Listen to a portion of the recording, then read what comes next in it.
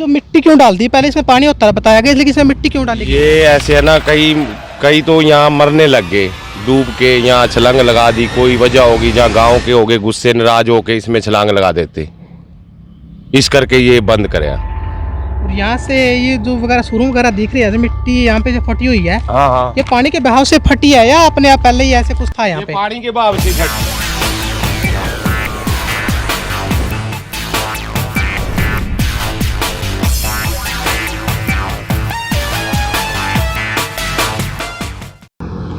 नमस्कार दोस्तों, स्वागत है आपका अपने YouTube चैनल मजीद भारद्वाज में। तो दोस्तों आज हम पहुंच चुके हैं हरियाणा के कैथल डिस्ट्रिक्ट में, जहां पे रजिया सुल्तान के मकबरे का हम आपको व्यू दिखाने वाले हैं। यह मकबरा कैथल से मानस रोड पर थोड़ी दूरी पर स्थित है। इसे को खेतों में बनाया गया है। तो आइए आप आगे का इसका सीन आपको दिखाते हैं। चलते रहिए मेरे साथ। आप देख सकते हैं इसको बिल्कुल खेतों में बनाया गया है और ये झाड़ियों से बिल्कुल ढक चुका है। तो आइए पहले हम इसका वो कुआं दिखाएंगे जहाँ पर कई लोगों की जानें इस कुएं में जा चुकी है। तो दोस्तों आइए आपको आज वही कुआं दिखाएंगे जहाँ पर रजिया बेगम सुल्तान थी, जो पानी पीती थी और स्नान करती थी। तो आइए आपको वहीं पर लेके चलते हैं। तो दोस्तों आप देख सकते हैं ये वही कुआं है जहाँ पर किसी टाइम में बहुत ज़्यादा गहरा होता था और उसमें पानी भरा रहता था, लेकिन किसी कारणवश इसको मिट्टी से ढक दिया गया। तो आप देख सकते हैं यही पानी, इसमें बहुत ज़्यादा पानी होता था।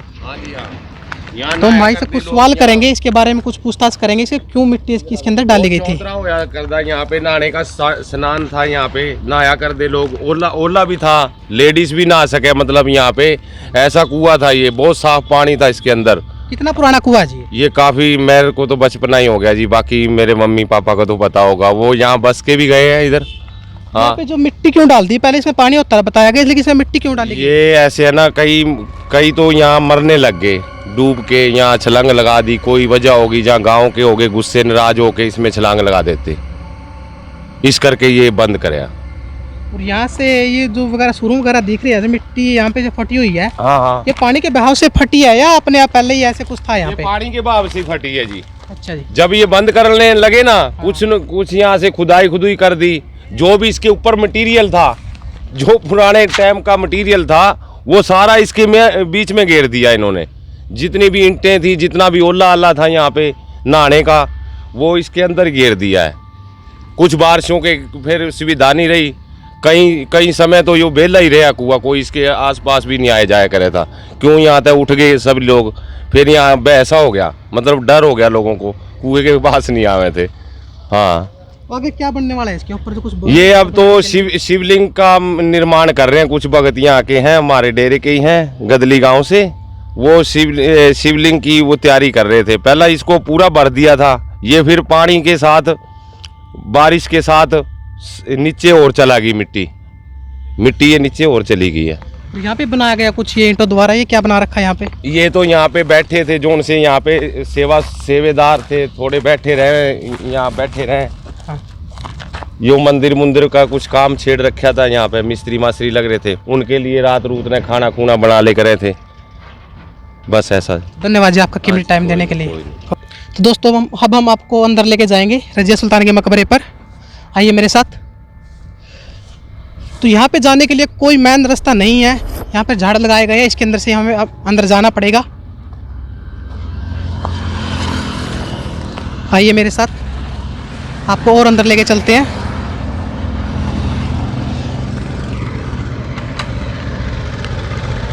इसके अंदर से ही हमें निकलना पड़ेगा।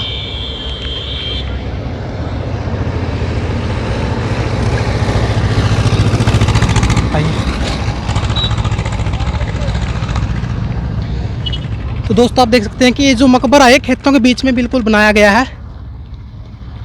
और इसका पूरा इतिहास मैं आपको आगे बताऊंगा।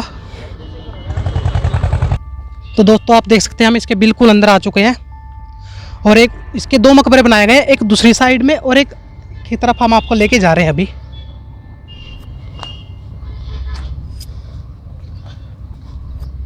तो आइए आप मेरे साथ। तो आप देख सकते हैं यहाँ पे कोई सफाई नहीं है, बिल्कुल अब सांपों का घर बन चुका है। झाड़ियाँ यहाँ पे उग चुके हैं। और आप देख सकते हैं यही वो मकबरा है रज़िया सुल्तान का, जहाँ पे उसको मारकाट के दौरान यहाँ पे दफनाया गया था। आइए आप मेरे साथ। बिल्कुल सांपों का घर बन चुका है ये। यहाँ पे कोई भी एक प्रकार से भी कोई भी सफाई नहीं है यहाँ पे।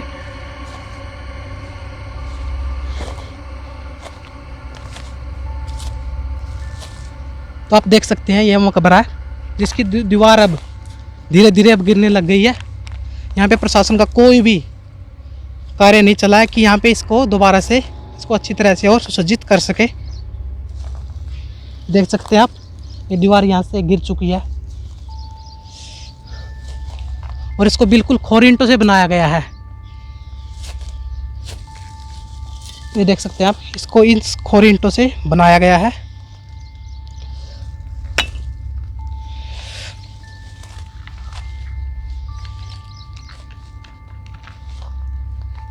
बताया जाता है कि दिल्ली पर पहला अपना शासन करने वाली रज़िया सुल्तान ही थी, जो अपने पिता की तरह बिल्कुल बहादुर थी। तो रज़िया सुल्तान की कुछ हिस्ट्री हम आपको बताते हैं जिसको पता नहीं है। रज़िया सुल्तान का जन्म 1205 में हुआ था और वह दिल्ली की पहली प्रथम महिला शासक बनी थी, जो अपने पिता की तरह बिल्कुल बहादुर थी। उसने 1236 से लेकर 1240 तक वहाँ पे शासन किया। तो आप पूरे मकबरे का व्यू देख सकते हैं, पूरी तरह से खंडर हो चुका है और सांपों का घर बन चुका है। यहाँ पे सांप कीड़े ही निकलते हैं। देख सकते हैं पूरी तरह से झाड़ियों से ढक गया है ये जो आप सामने देख रहे हैं। ये दूसरा मकबरा है, इसकी तरफ आपको हम अब लेके चलते हैं। रज़िया सुल्तान एक बहुत ही बुद्धिमान, श्रेष्ठ प्रशासक और अपने पिता की तरह बहादुर योद्धा थी और उसका शासन मात्र केवल 3 वर्षों के लिए ही था। उसके जो कार्य थे वो इतिहास के पन्नों में सुरक्षित हो चुके हैं।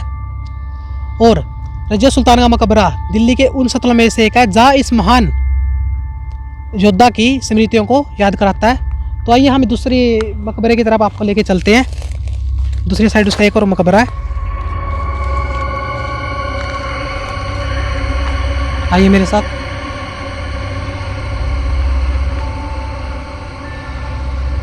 दोस्तों अब हम पहुंच चुके हैं रज़िया सुल्तान के दूसरे मकबरे की ओर। तो आप देख सकते हैं ये मकबरा भी दूसरे मकबरे की जैसे बिल्कुल झाड़ियों से ढक चुका है।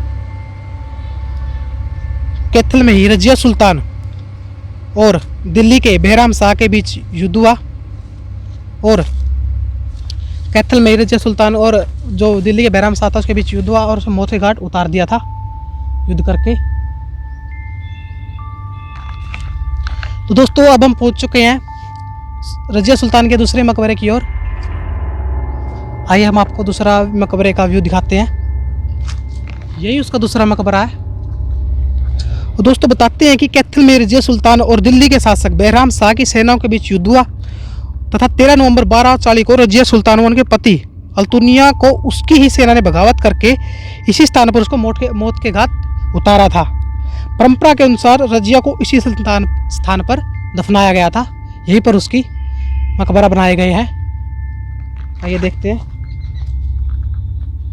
और यहाँ पे दोस्तों सांप बिच्छू के निकलने का डर रहता है क्योंकि ये इसको चारों तरफ से झाड़ियों ने घेर लिया है। दोस्तों आप देख सकते हैं यहाँ पे नीचे एक सुरंग भी दिखाई दे रही है।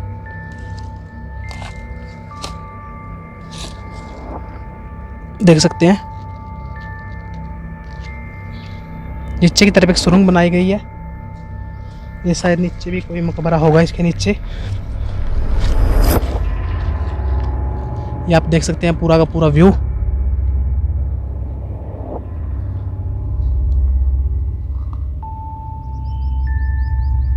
और इतिहास में लेखों के अनुसार रज़िया बेगम के पति थे जो बठिंडा के गवर्नर थे अल्तुनिया ने सेना गठन करके दिल्ली की ओर आक्रमण के लिए कूच किया।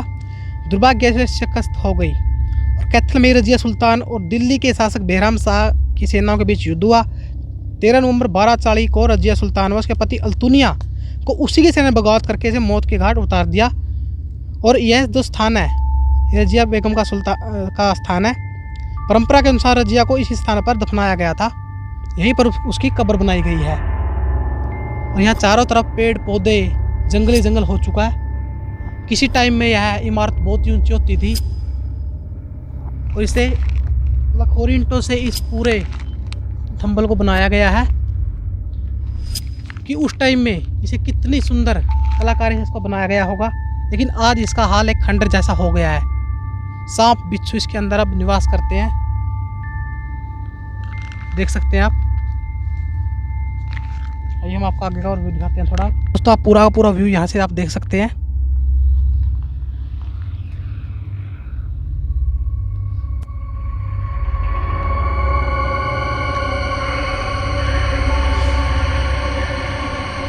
तो जिस टाइम पे मकबरा बना होगा उस टाइम पे बहुत ही ज़्यादा सुंदर रहा होगा, लेकिन अभी एकदम खंडर हो चुका है। इसके चारों तरफ झाड़ियाँ ही झाड़ियाँ हो चुकी हैं।